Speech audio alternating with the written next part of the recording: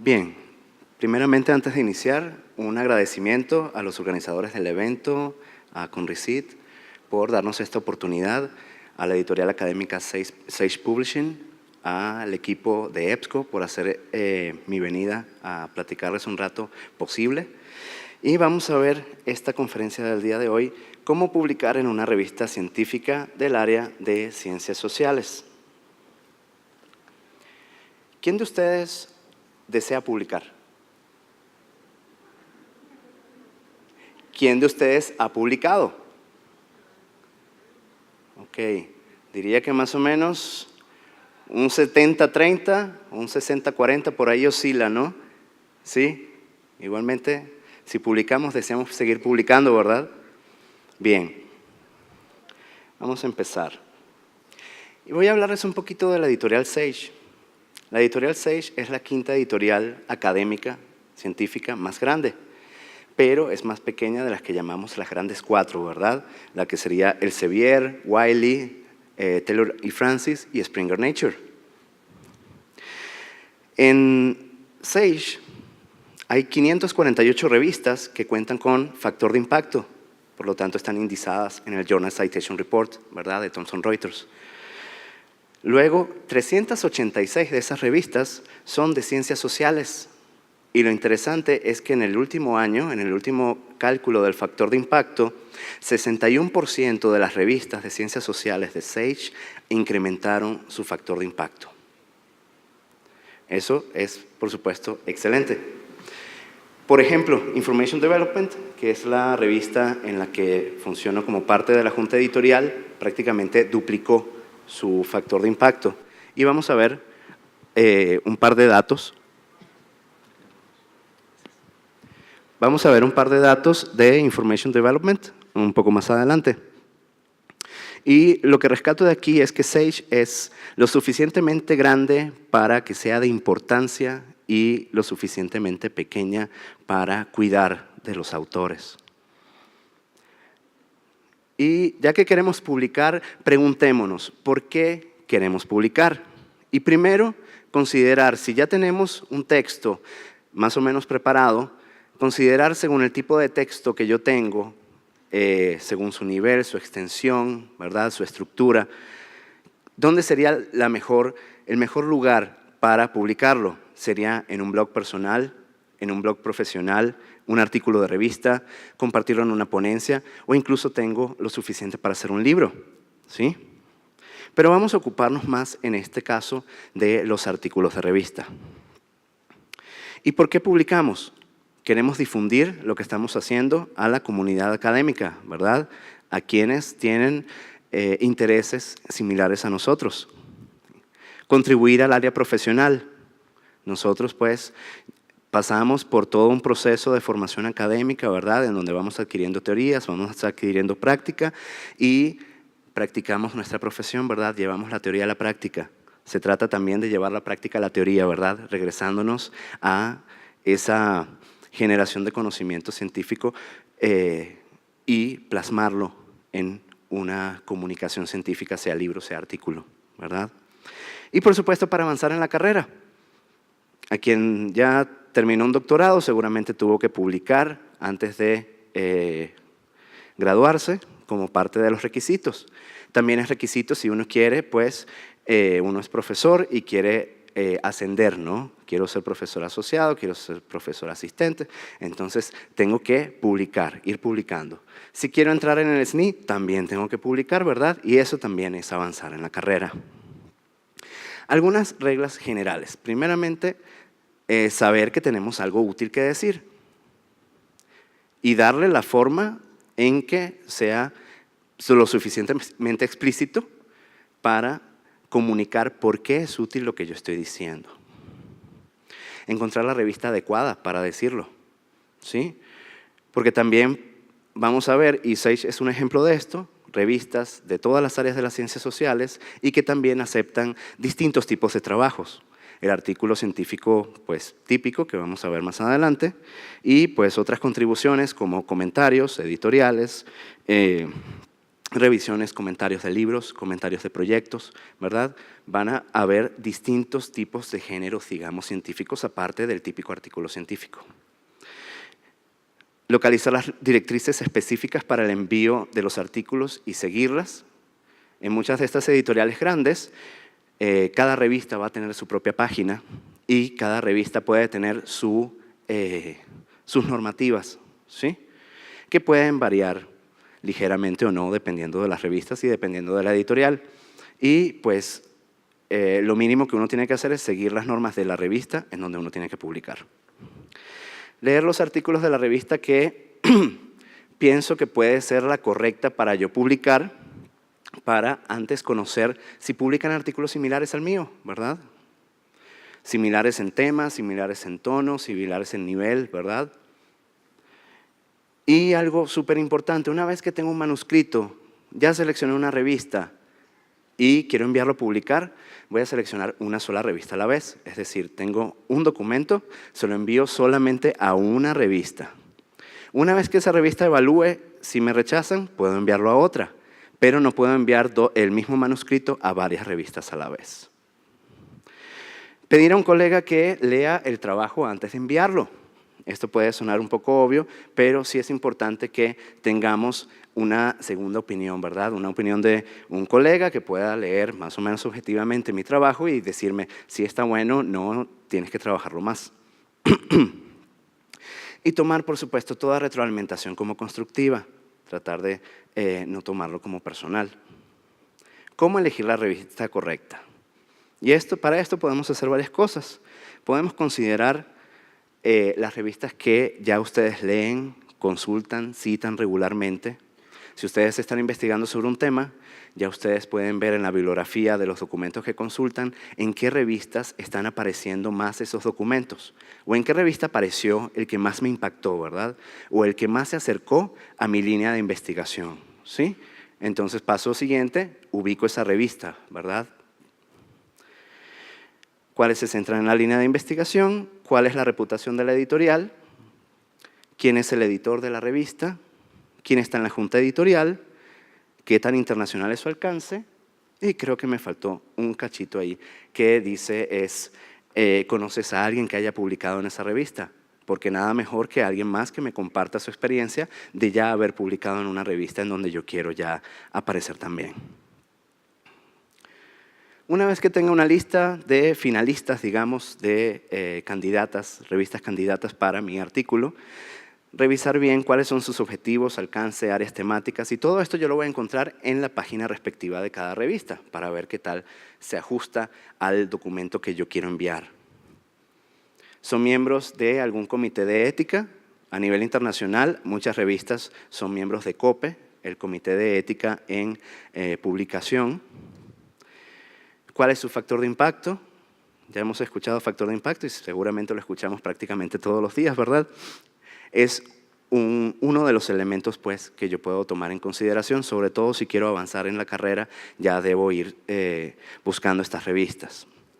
¿Qué tan bien posicionadas están? Esto depende en parte de su factor de impacto.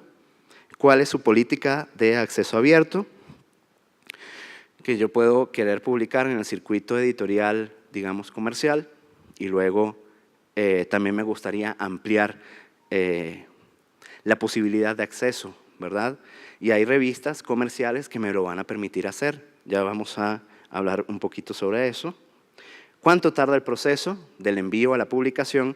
Muy pocas revistas te lo dicen porque va a variar mucho. Y va a variar dependiendo del manuscrito que yo les entregue, de que haya el arbitraje a tiempo, ¿sí? Y que no haya que hacer una revisión mayor al documento. Entonces va a variar mucho este tiempo. Aquí tenemos el ejemplo de Information Development. Tenemos que es publicada, por supuesto, por Sage. Tiene un factor de impacto de 0.787 y su posición es 45 de 86, 46 de 86 en el área de Ciencias de la Información. Aquí podemos ver algunos otros detalles. Por ejemplo, ahora se me pierde, pero en algún sitio dice que es miembro de COPE. Aquí está.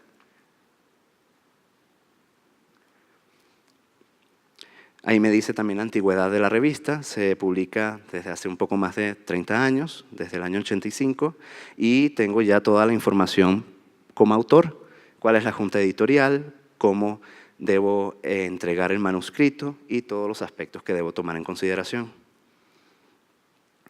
Luego, ¿qué más puedo hacer? Seguimos insistiendo o reforzando esta idea, cómo elegir la revista correcta. Podemos revisar números de esas revistas que nos interesaron, números recientes, a ver qué están publicando ahorita, si están sacando números temáticos, por ejemplo, que yo pueda aprovechar. ¿Publican trabajos como el tuyo? ¿Te gusta su estilo? ¿Piensas que aceptarían tu trabajo? ¿Cuáles son sus directrices para la presentación? Y, muy importante, ¿puedo cumplir esas directrices? Ya al escribir el artículo, pues aquí tenemos la estructura de un artículo científico típico, ¿verdad? En que luego de los preliminares tengo en el texto principal introducción, métodos, resultados, discusión, que ese es el modelo típico, ¿verdad? Y a eso le agrego los preliminares de título, el abstract o el resumen, las palabras clave, y luego las conclusiones, referencias, todo material de apoyo que yo vaya a incluir, figuras y visuales y agradecimientos, ¿sí? Y quiero presentarles aquí al respecto de algo que a veces batallamos, es con la metodología que ofrece Sage. Es esta plataforma que se llama Sage Métodos de Investigación o Sage Research Methods. Es una plataforma de suscripción, ¿sí? Pero incluye recursos que son específicos para ayudarnos en la metodología de la investigación, desde cómo escribir las preguntas de investigación hasta el área de publicación. Aquí algunos ejemplos. No vamos a ahondar mucho en esto, pero para ilustrar nomás que de cada parte que debería considerar a nivel metodológico, tiene sus ejemplos. Y tiene sus ejemplos de ciencias sociales, también tiene de ciencias de la salud, ¿sí? Y también tiene de otras ciencias básicas. Así se ve el portal de Research Methods. Tiene libros, videos, obras de referencia, ¿sí? Tiene casos y tiene, lo más interesante es que tiene conjuntos de datos, ¿sí? Datos de investigación que te pueden presentar un archivo en Excel con todos los datos en bruto que uno puede usar para practicar o para ponerle a los alumnos un caso de que usen estos datos para calcular o sacar ciertos tipos de conclusiones según estos datos. Así se ve una búsqueda. Busqué por grupos focales o focus groups y me muestra qué tipo de material tiene. Desde el libro, artículos, los juegos de datos, casos, videos, incluso te incluye videos. Y yo puedo hacer una búsqueda típica por palabras o puedo hacer una búsqueda navegada ayudándome con este árbol o este mapa de métodos, en que yo voy a tener métodos de investigación, ¿verdad? Que lo tengo ahí a la izquierda. Tengo métodos de investigación cualitativa, me podría ir a la cuantitativa, ¿verdad? Pero aquí yo puedo ir viendo qué incluye cada uno de ellos, ¿verdad? Aquí son métodos cualitativos. Bien, ya volviendo a lo que debe tener mi artículo, no hay que subestimar nunca, a pesar de lo básico y de lo corto que es, lo que es un buen título y un buen título y sus buenas palabras clave y el resumen, ¿sí? Cuanto mejor sea el título y el resumen, es más probable que descubran mi trabajo, que lo lean y, por supuesto, que lo citen. Debemos considerar, una vez que nosotros escribimos el documento, quizás ya estamos muy inmersos en la parte más compleja de lo que estábamos diciendo y entonces, por lo general, hacemos el resumen de último, ¿verdad? Y ya lo hacemos con un entendimiento bastante profundo del tema y queremos hacer el resumen en función de ese lenguaje, ¿verdad? Pero tenemos como que regresarnos, ¿no? Regresarnos tantito y ver de qué manera puedo comunicar de la forma más efectiva de qué realmente es que trata mi artículo. Un poco de contexto, ¿verdad? Para decir de qué trata, hablar un poco de los métodos que le incluí, de los resultados, el resultado más relevante, por qué es interesante esto, en qué se puede aplicar, ¿verdad? Esto que yo estoy publicando. Y entonces tengo que dejar de pensar ya como investigador que va a publicar y regresar a la etapa anterior, porque cuando uno va haciendo el artículo, tengo que incluir algo de teoría, ¿verdad? Tengo que incluir una parte teórica, un estado del arte, lo que fuera, un marco teórico, ¿verdad? Y yo busqué documentos relacionados con mi tema. Tengo que pensar nuevamente en cómo yo busqué esos documentos, en cómo hubiese querido buscar y no me apareció ningún resultado, porque también podría servir ese enfoque. Para recapitular entonces, debo pensar más en función de cómo quiero que encuentren el artículo o cómo deberían buscar el artículo para que lo encuentren, ¿sí? Usando, por supuesto, el lenguaje formal, el lenguaje controlado, quizás hacer uso de un tesauro, pero también incluir palabras clave que sepa, por ejemplo, que mis alumnos van a usar más en la recuperación de artículos de ese estilo. Escoger entonces cuidadosamente las palabras clave y, por supuesto, y aquí nos empezamos a empalmar un poco en temas con el taller anterior, con la sesión anterior de la maestra Hawthorne, ¿sí? En que pues vamos a usar esa optimización, ¿no?, de motores de búsqueda, ¿sí? Podemos probar esas palabras clave para ver cuáles serían más efectivas, cuáles son más típicas, cuáles son más usadas, ¿sí? Incluir las palabras clave, por supuesto, en el título, muy importante, en el resumen y a lo largo del artículo, porque todos estos buscadores se van a basar pues, en modos de recuperación que van a tomar muy en cuenta que estas palabras justamente estén en estos sitios. Preparando el manuscrito, por supuesto, si voy a tomar material de otra persona, por supuesto, cuidar mucho las citas, las referencias, aquello del plagio, que ya lo dijeron por allí. Obtener permiso para usar cualquier material con copyright. Aquí siempre que le digo a mis alumnos la regla más básica sería no usar ninguna tabla, no usar ninguna gráfica que no sea mía y limitar las citas textuales, ¿sí? Para no meterme en problemas. Ver el tema de la autoría, quién va a firmar primero, por qué, los agradecimientos, la declaración de financiamiento, si se trata de un proyecto que fue aprobado por una agencia gubernamental, ¿verdad? Debo decir, pues, cuál fue el apoyo que se dio, reconocer y dar ese agradecimiento. Declarar si hay algún conflicto de interés y otros aspectos de la parte ética, ¿verdad? Y aquí en la página de COPE, ya se las mencioné, algunas revistas están asociadas a esta institución. Lo interesante es que me ofrece casos de ética, ¿sí? Por ejemplo, ¿qué pasa cuando… a ver, aquí tenemos alguno. El autor pidió que se excluyeran algunos expertos. O si se hizo una investigación con niños, cómo se maneja el consentimiento por parte de los padres, ¿sí? O, por ejemplo, un autor del manuscrito quiso renunciar después que se publicara. Ya no quiere que se asocie su nombre con el artículo. Entonces son casos en que hay montones de expertos, hay editores de revistas en que dan una respuesta a estos casos y cómo se deberían manejar estos casos de ética. Y pues enviar, ¿verdad? Antes de enviar, revisar una vez más las directrices, confrontarlas con mi documento, ver si realmente estoy cumpliendo con cada una de las cosas que me están pidiendo. Revisar los materiales adicionales, que tengan mis figuras en una buena resolución, que no se vayan a mover, ¿verdad? Asegurar que alguien haya revisado ya el trabajo. Enviar solo a una revista a la vez. Y los envíos se hacen usualmente en estas editoriales grandes por medio de sistemas. No se mandan ya por correo electrónico, sino que se abre una cuenta en un sistema y muchas de ellas usan este que se llama el ScholarOne, ¿sí? Una vez que envío el artículo, ahora a esperar. ¿Pero cuánto tiempo? Bueno, ¿qué tiene que pasar? Puede haber una decisión inicial.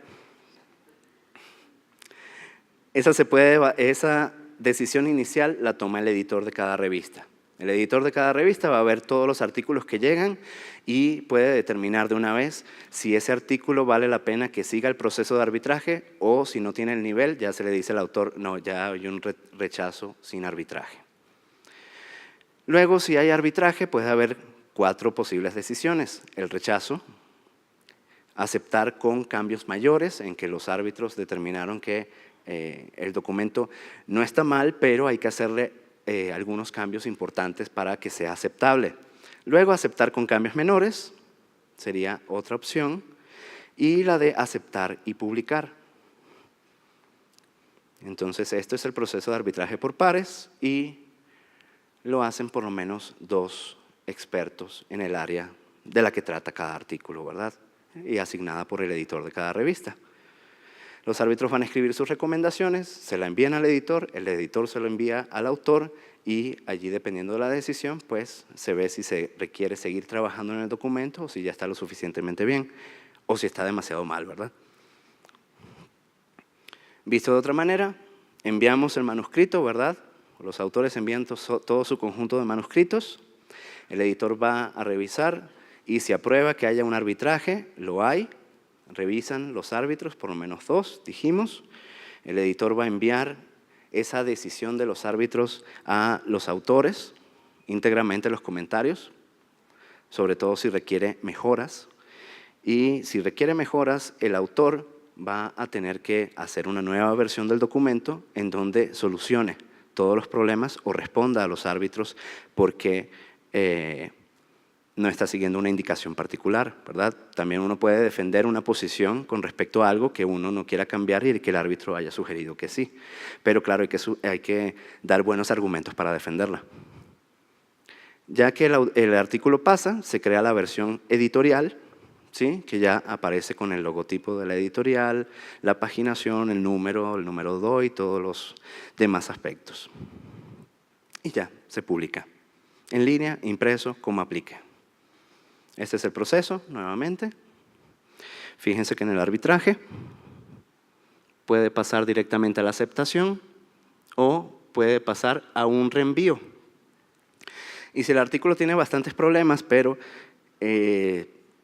tanto los árbitros como el editor piensan que es un tema interesante e importante que salga en la revista, vale la pena hacer una segunda vuelta de arbitraje, ¿sí? Para mejorar el manuscrito lo suficiente que se pueda mejorar.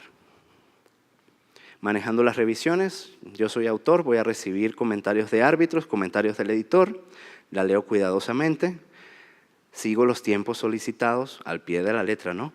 Si me dicen que mañana tengo que entregar la otra versión, bueno, es mañana, ¿sí? Demuestra claramente que lo has modificado o lo que has modificado, se puede agregar una carta del autor a los árbitros diciendo qué es lo que se cambió. Responder a los comentarios de los árbitros, ya lo comenté, dar buenos argumentos, si no voy a responder a todas las críticas. Ser positivo, ser cortés. Y el proceso podría llevarse 2 o 3 vueltas, así que algo de paciencia, no se desesperen, ¿sí?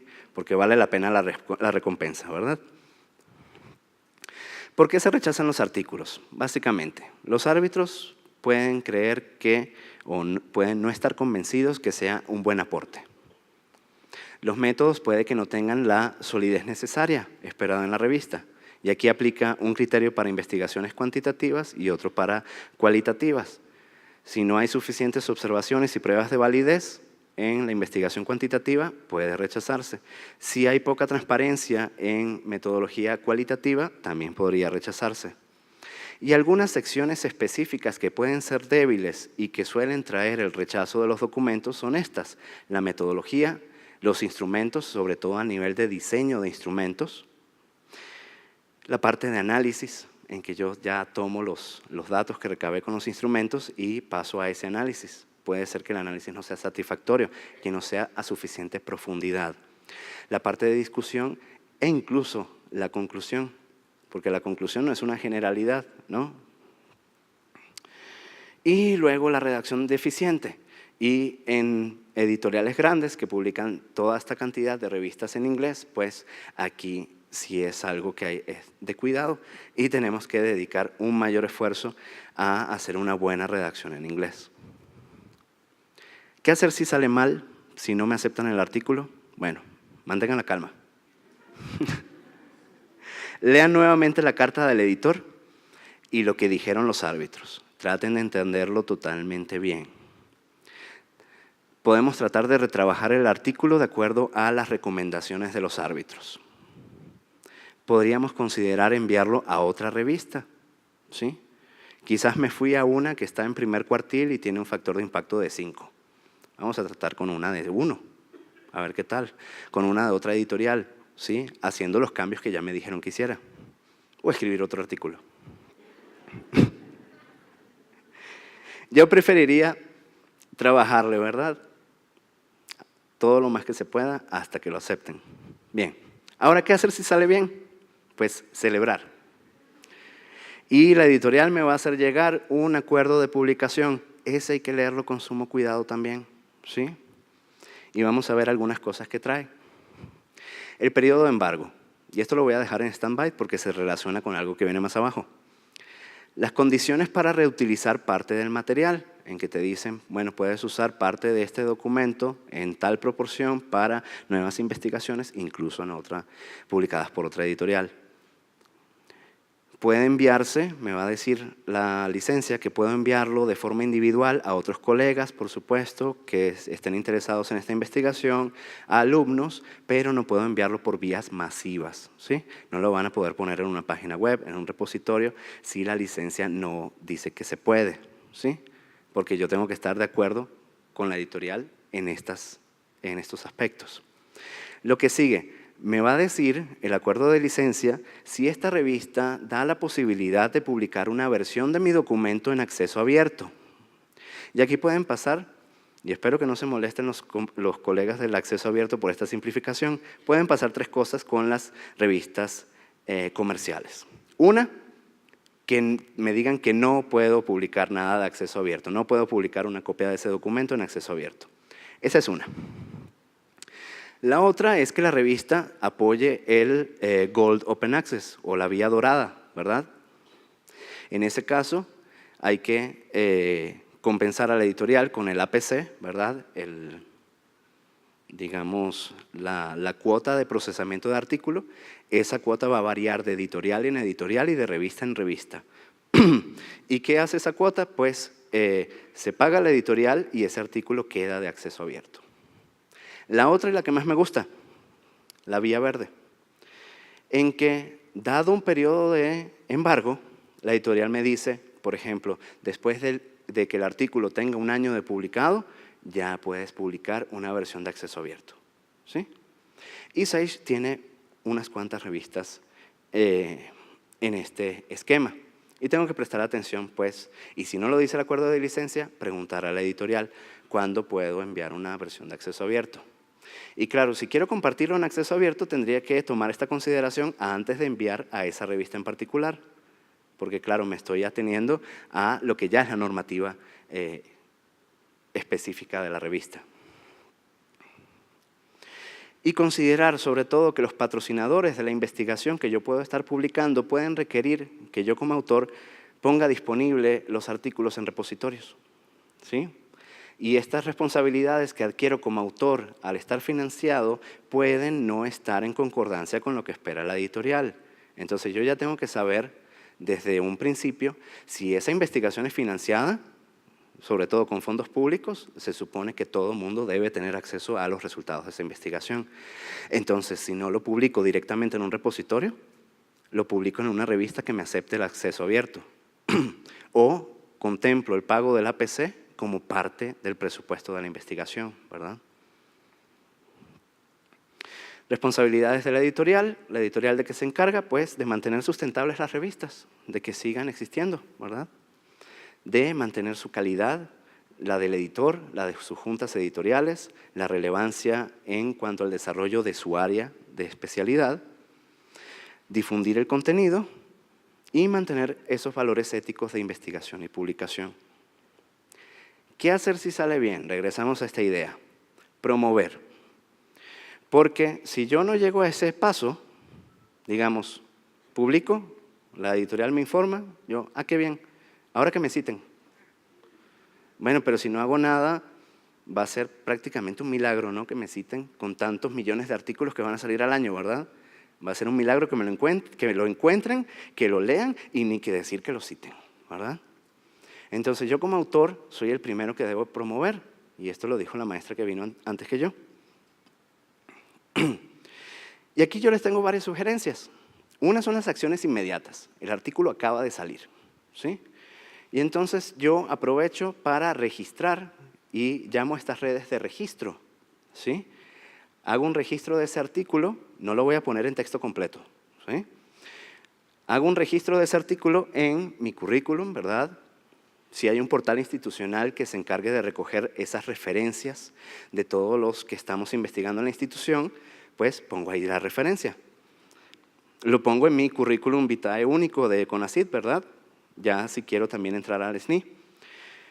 Lo pongo en Google Académico y si van a investigar, reclamen su perfil de Google Académico. Solo necesitan una cuenta de Google, pero ya quedan registrados como autores de esos trabajos, ¿sí? Y sale mi artículo y yo le digo a Google Académico agregar un artículo y le pongo los datos y después él cruza y verifica que esos datos son correctos según la editorial que lo publicó. Luego estas otras redes, la de ResearchGate, la de Kudos y el Mendeley. El Mendeley no sé si lo conocen, el gestor de referencias, ¿sí? Ustedes pueden agregar ahí los artículos que ustedes mismos hayan publicado, porque el Mendeley tiene un espacio que dice mis publicaciones. Y ahí uno no batalla cuando le dicen de cualquier lado, oye, mándame la lista de tus publicaciones. Y uno, no la tengo que hacer. Y me la piden otra vez y no, la perdí, la tengo que hacer otra vez. No batallen. Ahí en el Mendeley pueden tenerlo todo. Y se las exporta a formato APA, IEEE, ACM, el MLA, el formato que quieran, ¿sí? Luego hay otras redes, que a esas les llamo principalmente de promoción. Y fíjense que incluyo desde 3 de arriba. Voy desde el Google Académico, el ResearchGate, el Kudos, el Mendeley, y voy por Twitter, el LinkedIn, el Facebook, el Google+. ¿Alguien usa Google+ todavía? Yo. En Reddit, en Site-You-Like y en blogs. Ahí les pongo de ejemplo el WordPress. Y aquí 2 ejemplos de cómo uno puede promocionar sus propios artículos. Porque si yo ya estoy introduciendo en Twitter ese artículo y alguien busca alguna de esas palabras clave, ya ahí tienen el tweet para retuitear los interesados, ¿verdad? O tienen el tweet para darle a favorito, ¿sí? Y aquí el ejemplo del Google+. Luego ya tengo otras acciones. Después de que se haya hecho el proceso de indizado, principalmente en las plataformas comerciales como el Web of Science y en Scopus, ¿sí? Que bueno, puede ocurrir entre unos 3-5 meses más o menos después de la publicación, dependiendo de la revista, dependiendo de la editorial y todo esto. Y ahí entran en juego también el ORCID y el Researcher ID, que están asociados también a Scopus y al Web of Science. Y ahora vamos a hablar un poquito de acceso abierto, rápidamente, ya que otros colegas van a hablar y ya han hablado de esto. Aquí me aparece un correo, por ejemplo, de ResearchGate. Publicaste hace ratito este artículo. ¿Revisaste si la revista te permite subir la versión completa? Antes de apurarse, a leer la letra pequeña. Recomendamos que revises las políticas de cada editorial, ¿sí? ¿Y cuál es la mejor manera de esto? Bueno, confirmar que la licencia de publicación permite la publicación en acceso abierto y ver este recurso que mencionó la maestra, el Sherpa Romeo. Por ejemplo, este es el registro para Information Development.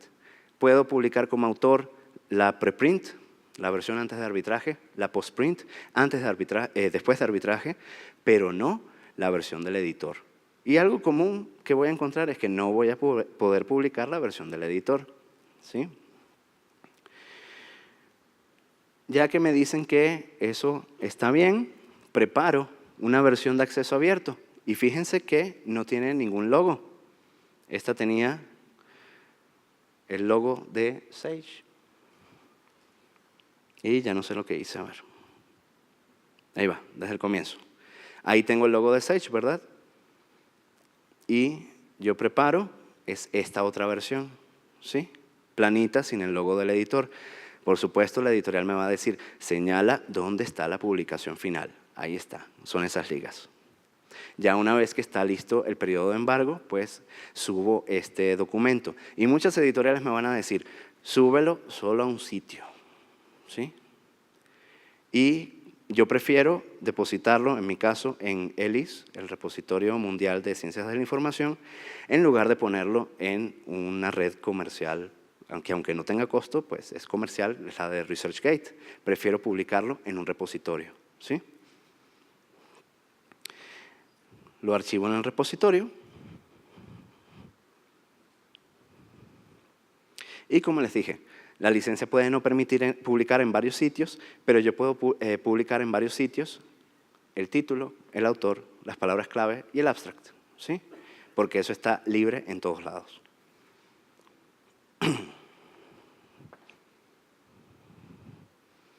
¿Para qué sirve todo lo anterior? Todo esto de publicar en las distintas redes, agregarlo a Mendeley, tuitear y todo esto.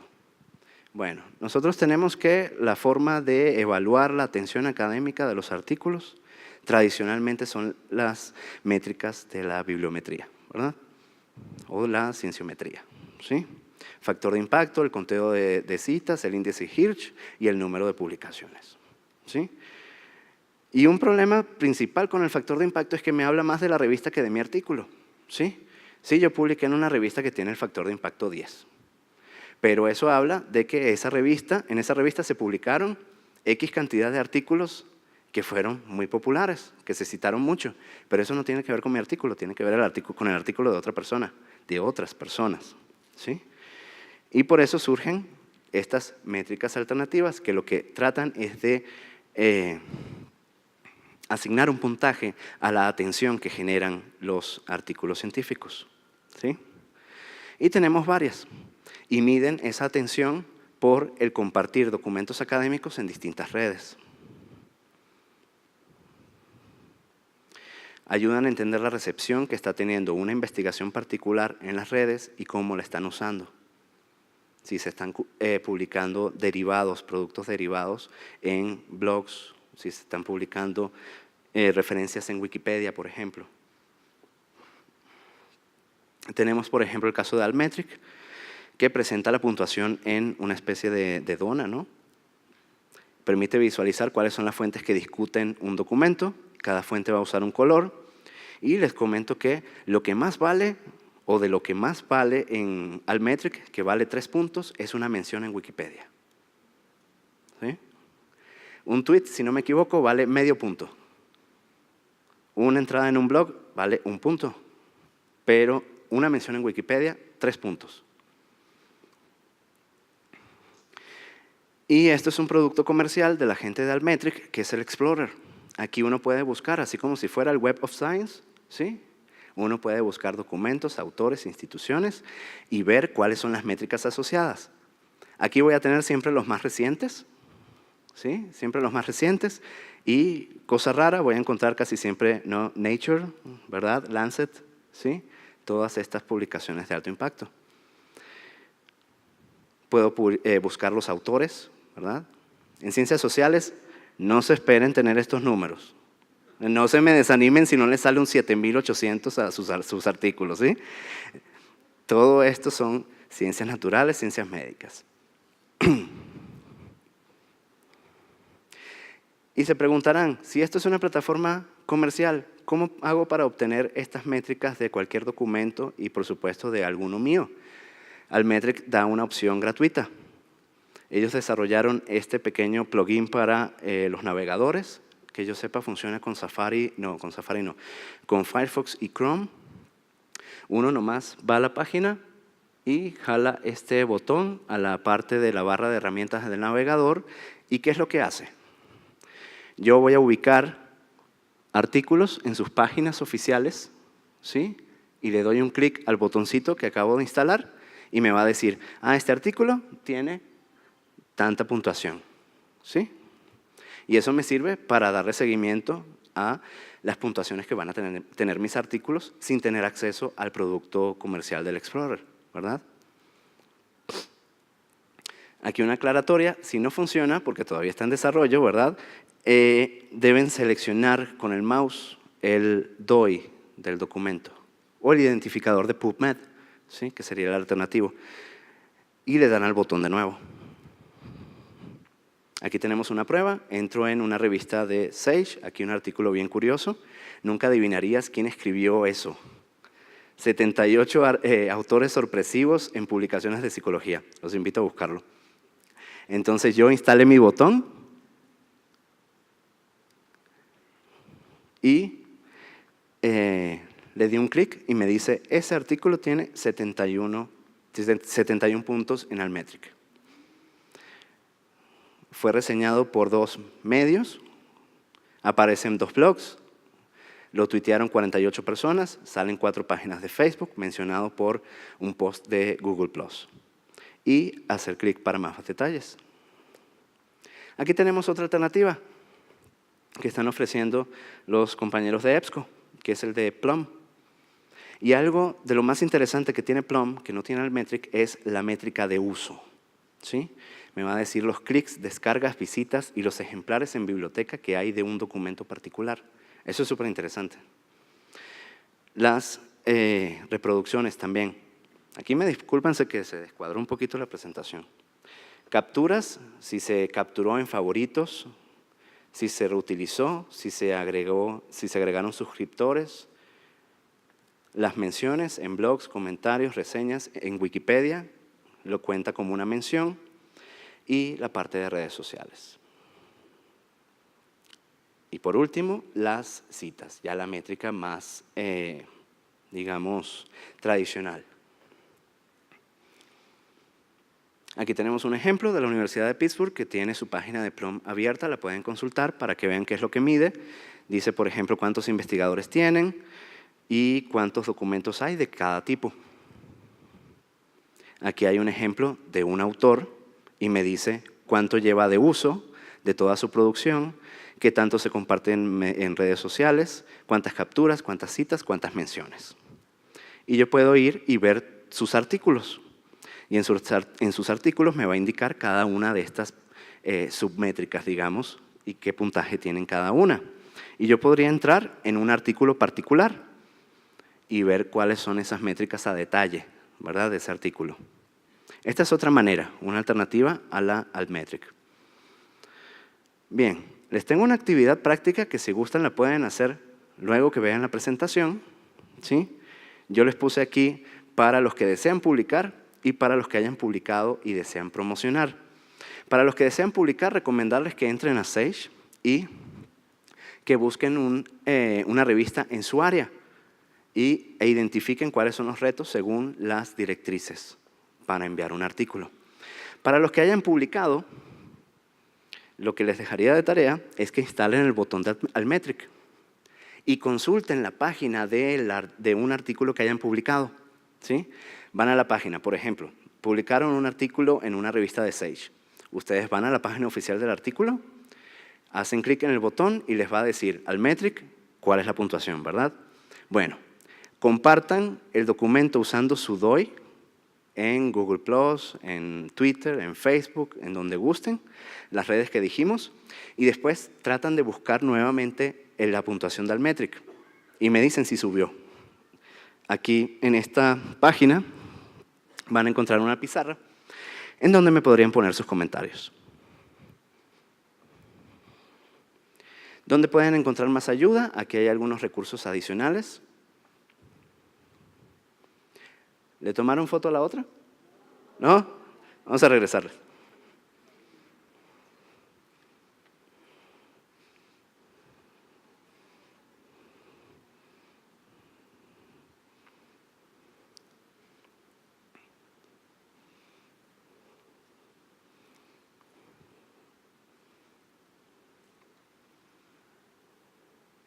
Los que hayan publicado y revisen su puntuación antes y después de compartir, de hacer un poco de ruido en las redes sociales con su documento usando su DOI, les apuesto a que les va a subir la puntuación de Altmetric y casi inmediatamente, ¿sí? Lo interesante es que sube casi inmediato. Para que le digan a sus alumnos también que los retuiteen. ¿Sí? ¿Dónde encontrar más ayuda? Aquí hay algunos recursos. Este es gratuito, el Think, Check, Submit. ¿Sí? Es una campaña para ayudar a investigadores a seguir buenas prácticas para elegir su revista y para realizar el proceso de envío. Esta otra que se llama Sense About Science, ¿sí? En que me ayuda con algunas guías para ver cuestiones de rigor y de ver cómo puedo alcanzar a una audiencia lo más grande posible.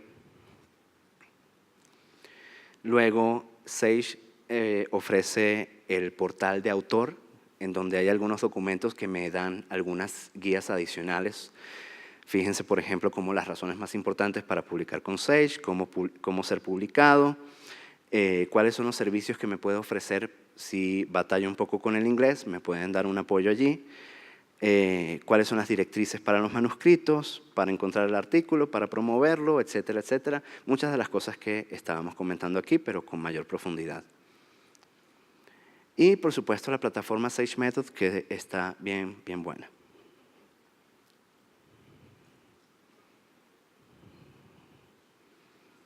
Muy bien, hemos llegado a la parte final. Si tienen alguna pregunta, con gusto podemos comentarlas. Oh. Okay. Gracias.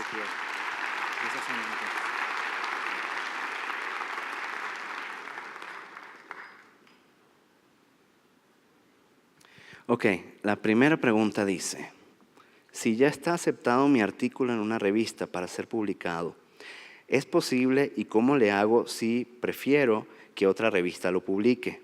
¿Habrá algún problema con la primera revista que revisó mi trabajo? Si me encuentro en esta situación, tengo que correr a redactar un email al editor de la revista directamente, ¿sí? Para que no pase más allá el artículo, ¿sí?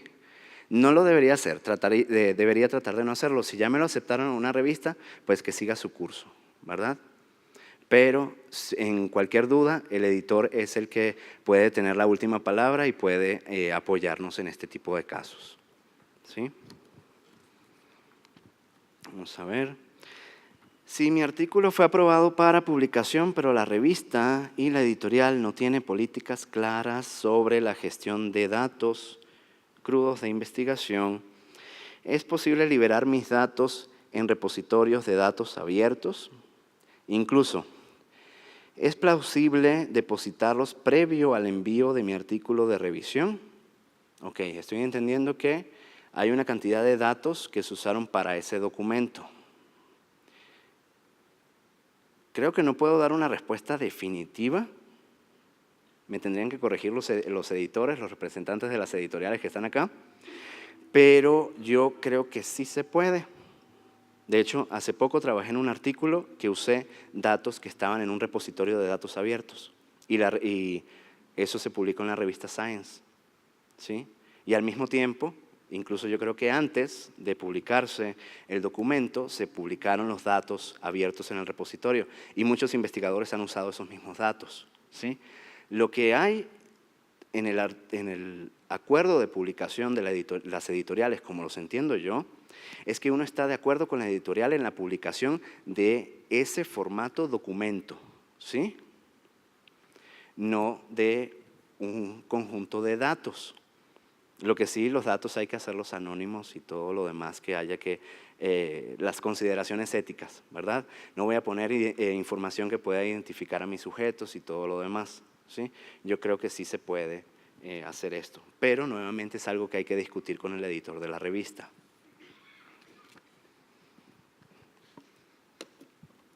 Dame un traguito de agua primero.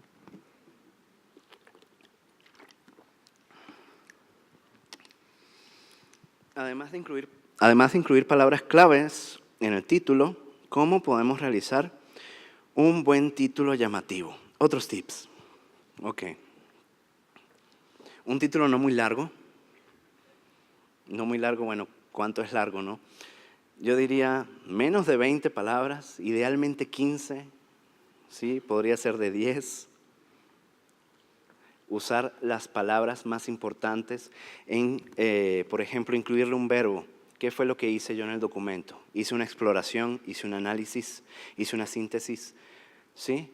¿Qué tipo de investigación yo hice? Eso lo podría poner en el título. El tema, ¿verdad? Parte del método, si mi método es novedoso, ¿sí? Parte quizás del resultado, ¿sí? Para causar curiosidad. ¿Cuáles son las precauciones para mantener abierta a la comunidad durante el largo proceso de la publicación? No entendí.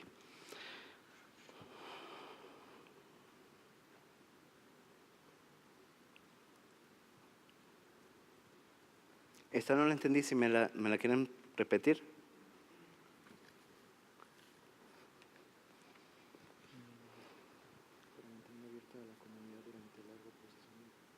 No entendí. ¿Qué opina de APA?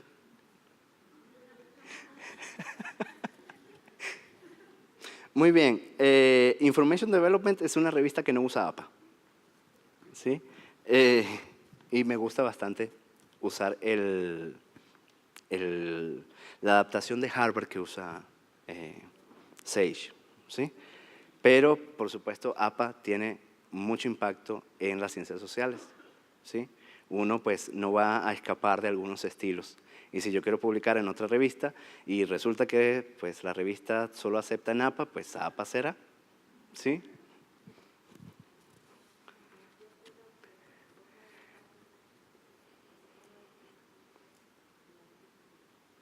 Sí, claro. Si no está bien usado el estilo, sea el que sea, se regresa al artículo. ¿Ah?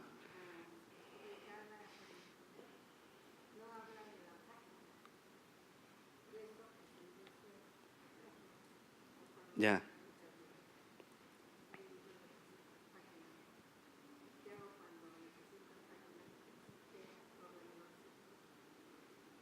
No, siempre hay que indicarlo. Incluso cuando es un medio electrónico se indica el párrafo y hay que acudir siempre es a la versión impresa, legal,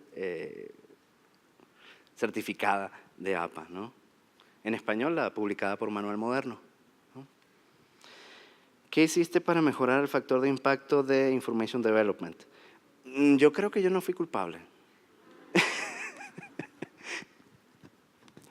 Tendría que ver, no, si acaso entra para el siguiente, una cita que tengo por allí en uno de los artículos. Lo que pasó con Information Development, yo creo que nos pusimos un poco más selectivos, más cuidadosos, más rigurosos a la hora del arbitraje y se publicaron en consecuencia mejores artículos y se publicaron artículos más atractivos, ¿sí? Porque también uno ve el balance de citas en otras publicaciones y de autocitas, y las autocitas son bajitas. Entonces, pues ha sido un incremento de alguna manera de la calidad y del interés que han despertado la selección de artículos en la revista, que pues ha sido afortunado. Luego, ¿qué es la cover letter? Ok, si yo recibo comentarios de árbitros, yo envío mi nueva versión, ¿verdad? Y voy a incluir esa cover letter, la carta cubierta, porque está adelante, ¿no? En donde estoy aclarando a los árbitros, ok, usted me dijo que mejorara esta parte del análisis de los instrumentos y por lo tanto se agregaron estos párrafos que hablan de esto y de esto y de esto, ¿sí? Estoy explicando cómo solucioné las críticas, e incluso si elegí no solucionar una crítica, ¿por qué? Y lo estoy argumentando bien, ¿por qué elegí no solucionarla? ¿Sí? ¿Qué o quiénes nos dicen realmente acerca de la reputación de las editoriales? Pues es importante en este caso ver que una revista individual sea parte de la COPE, ¿sí? Porque para ser parte de COPE, COPE no es solamente Sage. Pueden ser parte de COPE otras revistas de otras editoriales. Y es porque tienen una comprobada o un comprobado buen manejo de la ética en cuanto a la publicación, en cuanto a la solución de cualquier problema ético que haya podido haber. Y que no ha habido prontuarios de que ha resultado en plagio algún documento, ¿sí? Porque el comité editorial de la revista se ha ocupado de cubrirse bien en la parte ética.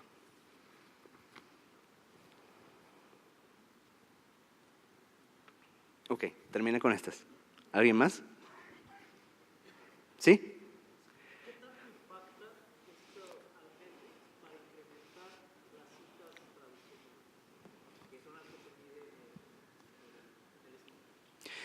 No te tendría un número específico, pero tú le estás agregando visibilidad. Y por supuesto es algo que está arrancando, ¿no? Tiene poquito tiempo, pero es una medición de la atención. Es medir el impacto de un documento de una manera distinta. Sí lo vas a traer de alguna manera u otra a más lectores, porque no todos te van a buscar en el servicio de descubrimiento, ¿verdad? No todos te van a buscar en el portal de la base de datos. No todos te van a buscar los documentos en el portal de Conrecit, ¿sí? Algunos alumnos, algunos investigadores incluso van a usar el Google Scholar, van a preguntar a Google, van a buscar en Twitter, ¿sí? Y ahí es que van a conseguir los documentos.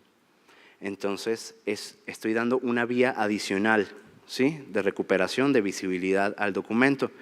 Así como cuando yo estoy tomando la previsión de publicar en una revista que me permita al año publicar una versión de acceso abierto. Ok, tienes el comercial, no tienes los medios, pues aquí hay una versión. Te esperas tantito, pero aquí hay una. ¿Sí? ¿Alguien más?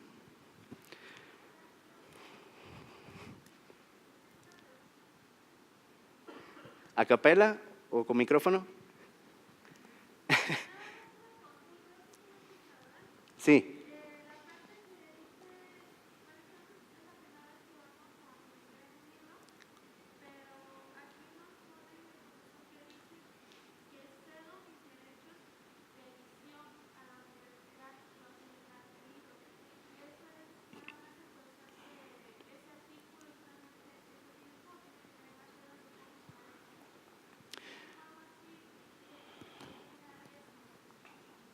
Todo el acuerdo de edición debe incluirte algunas otras consideraciones en cuanto a tiempos, formas. Si es ceder totalmente los derechos, pues es que no me voy a poder beneficiar económicamente de ese mismo producto en su misma forma, ¿sí?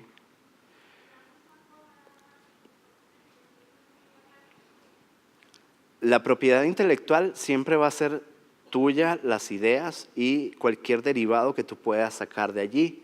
Lo que no puedes hacer es una copia exacta y beneficiarte económicamente por otro lado con ese mismo documento. ¿Sí? Es lo que entiendo. ¿Sí? Bueno, ¿otra? ¿Hay tiempo? Sí, claro. Bueno, ¿es una sola? Bueno, una más. ¿A qué se debe que la cantidad de artículos publicados en ciencias sociales son los más bajos?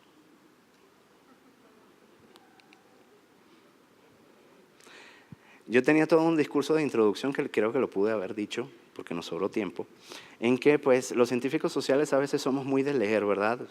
Leemos y leemos y leemos, y cuando escribimos, ¿verdad? Y no, ya va, espérame tantito, ya no puedo escribir este documento porque acabo de encontrar este documento que acaba de salir y déjame leerlo. Entonces ya lo termino de leer y no, que este colega me señaló este pasaje de la República de Platón y lo tengo que volver a leer. Y entonces abarco ¿no? Este rango de obras imposible de abarcar para por fin publicar.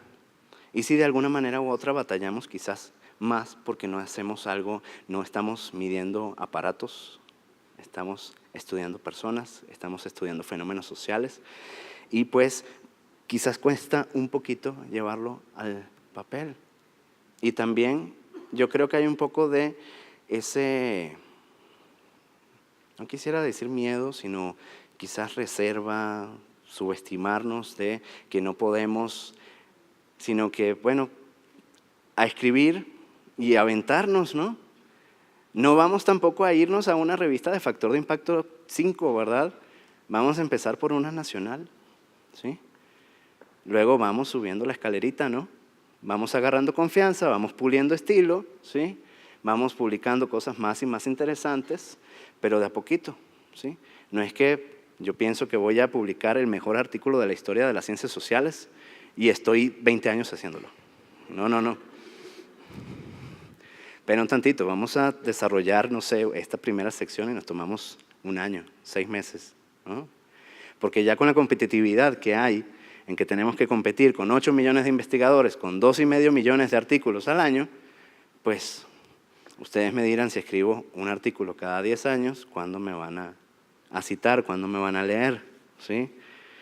Ya hacer 2,5 millones de artículos por 10, ¿sí? Entonces, anímense, anímense. Hay muy buena producción en ciencias sociales, hay muy buenas revistas. Sage les ofrece una muy buena plataforma para edición, con editores muy experimentados, buenas juntas editoriales para publicar, incluso servicios de estilo en redacción en inglés. ¿Sí? Bueno, entonces, ¿damos por concluido? Gracias.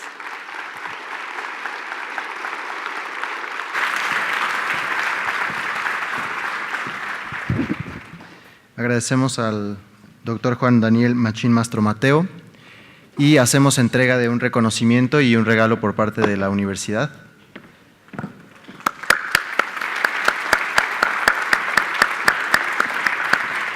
Muchas gracias.